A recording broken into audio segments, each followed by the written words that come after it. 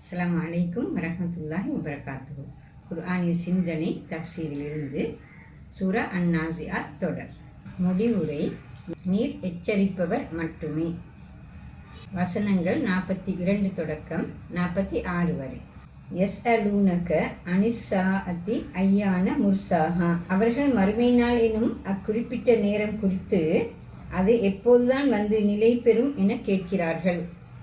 ஃபீம அன்த மின் திக்ராஹா.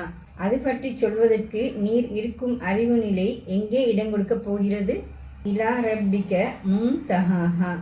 அது பற்றிய அறிவு உமது இரட்சகனிடமே இருக்கிறது. இன்னமா அந்த முந்திரு மை யக்ஷாஹா. அதை பற்றி பயப்படுவோருக்கு நீர் ஓர் எச்சரிக்கை செய்பவர் மட்டுமே. கஅன்னஹும் யௌம யரவுனஹா லம் யல்பது இல்லா அஷியத்தன் அவ் லுஹாஹா.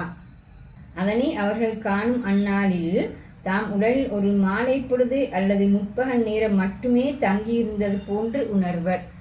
மறுமை நாள் நம்பிக்கை பொறுத்தவரையில் நிராகரிப்பாளர்கள் அடிக்கடி கேட்டு வந்த அடுத்த கேள்வி எப்போது மறுமை நிகழும் என்பதாகும். அக்கேள்விக்கு சூரா இங்கு பதில் அளிக்கிறது.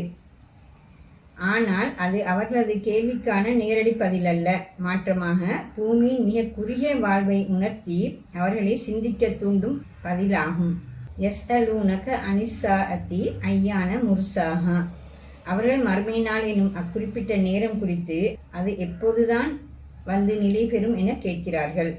உண்மையில் பதிலை அறிந்து கொள்ள வேண்டும் என்ற நோக்கில் கேட்கப்பட்ட கேள்வி அல்ல.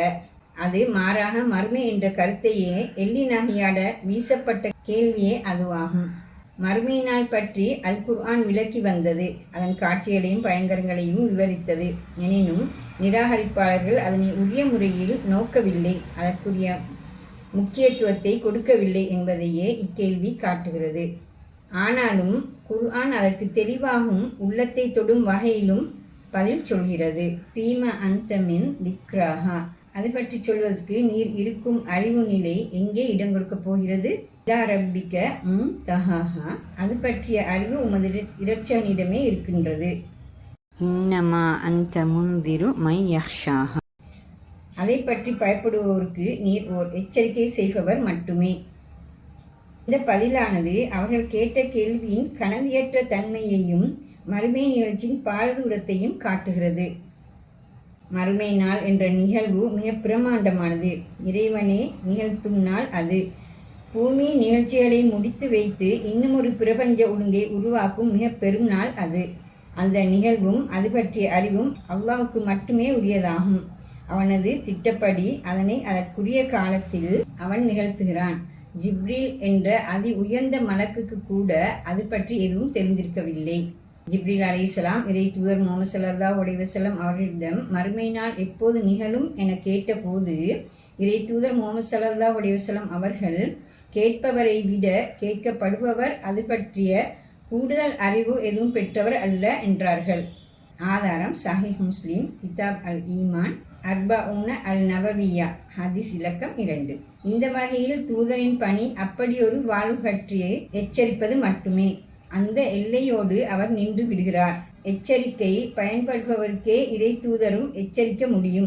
அந்த நிகழ்ச்சியை மனதில் கொண்டு விளங்கி அது பற்றி பயந்து அதற்கேற்ப நடத்தையை ஒழுங்குபடுத்துபவராகவே அவர் இருப்பார்.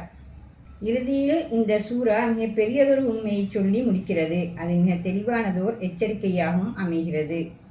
கஅன்னஹும் யௌம யரவுனஹா லம் யல்பது இல்லா அஷியத்தன் அவ் லுஹாஹா. அதனை அவர்கள் காணும் அந்நாளில் தாம் உலகில் ஒரு மாலை பொழுது அல்லது முற்பகல் நேரம் மட்டுமே தங்கியிருந்தது போன்று உணர்வார்கள்.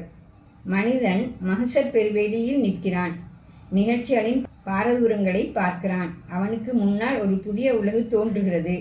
அது இதுவரை அவன் பார்த்த உலகை விட பிரமாண்டமானது மட்டுமல்ல, அழிவற்றது என்பதும் அவனுக்கு தெளிவாகிறது. மனிதர்கள் அந்த உலகை நோக்கி போகத் தொடங்குகிறார்கள். அந்த உலகின் பாரதூரமும் காலத்தின் அதி நீண்ட தன்மையும் அவனது உள்ளத்திலும் அறிவிலும் பெரும் அழுத்தத்தை ஏற்படுத்துகிறது. இந்நிலையில் தான் உலகில் வாழ்ந்த காலம் ஒரு நாள் அளவு கூட இல்லை. ஒப்பீட்டு ரீதியில் அது ஒரு மாலை பொழுது அல்லது ஒரு முற்பகல் பொழுதின் அளவுதான் என அவனுக்கு தோன்றுகிறது. இந்த அற்ப உலக வாழ்வின் மீதா இந்த மோகம்? அந்த செல்வங்கள் சுபிச்சங்களுக்காகவா இந்த போராட்டங்கள்? அச்சிறிய உலகுக்காகவா மறுமையினும் அந்த உலகையும் விட்டு விடுகிறார்கள்? இது எவ்வளவு பெரிய அறிவீனம், மடமை! ஆனாலும் இம்மடமையை செய்பவர்கள் மனிதர்கள் இருக்கவே செய்கிறார்கள். அந்த முட்டாள்கள் இரு வகையினர். ஒருவன் தனது உலக வாழ்வுக்காக மறுமையை விற்றவன். அடுத்தவன் பிறரின் உலகுக்காக தனது மறுமையை விற்பவன். முதலாவது நபருக்கு ஏதோ சில அற்ப இன்பங்களுக்காக உலகு கிடைத்தது. இரண்டாம் அவனுக்கு உலகமும் இல்லை, மறுமையும் இல்லை. அவனே குடும்பம் பிள்ளை என்று ஓடி திரிந்து பொருள் சேர்க்கும் வழியில் மறுமையை மறந்து விட்டவன். அல்லது தனது தலைவன் வாழ உழைத்து பாடுபட்டு உலகையும் இழந்து மறுமையையும் மறந்து விட்டவன். என்ன முட்டாள்தனம்! எனினும் இந்த முட்டாள்கள் எத்தனை பேரை நாம் காண்கிறோம்.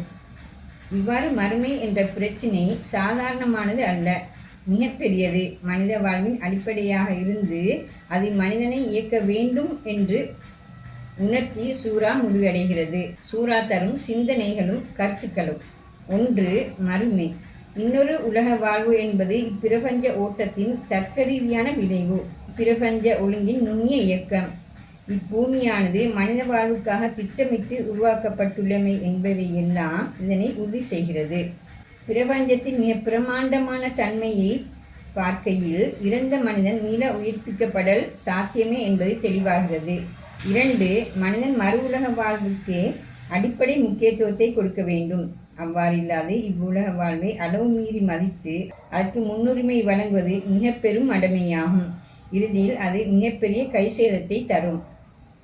3, மறுமையில் வெற்றி பெறுவதற்கான முதன்மையான வேலை திட்டம் இறை பயத்தை உருவாக்கி கொள்ளலும் விசாரணையின் போது இறைவனுக்கு முன்னால் நிற்க வேண்டும் என்ற மனநிலையோடு இயங்குவதுமாகும். தோல்விக்கான முதல் காரணம் சத்தியத்தையும் இறை வழிகாட்டலையும் மீறிய வாழ்வும் உலகத்திற்கும் அதன் சுகபோகங்களுக்கும் முதன்மை ஸ்தானத்தை வழங்குவதுமாகும். 4, இறை தூதுக்கு எதிராக நின்று வெற்றி பெறல் சாத்தியமானதல்ல. அதிகாரத்தையும் பல்வேறு வகையான சக்திகளையும் கொண்டிருப்பதும் கூட இவ்விடயத்தில் பெரிதாக எதனையும் சாதிக்கப் போவதில்லை.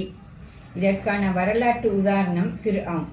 அந்த உதாரணம் மீண்டும் மீண்டும் புதிதாக தோன்றிக் கொண்டிருத்தல் சாத்தியமே. இத்துடன் சூரா அன்-நாஸிஆத் விளக்கவுரை அதாவது தஃப்சீர் முடிவடைகிறது. இன்ஷா அல்லாஹ் அடுத்த வீடியோவில் சந்திப்போம். அஸ்ஸலாமு அலைக்கும் வரஹ்மத்துல்லாஹி வபரகாத்துஹு.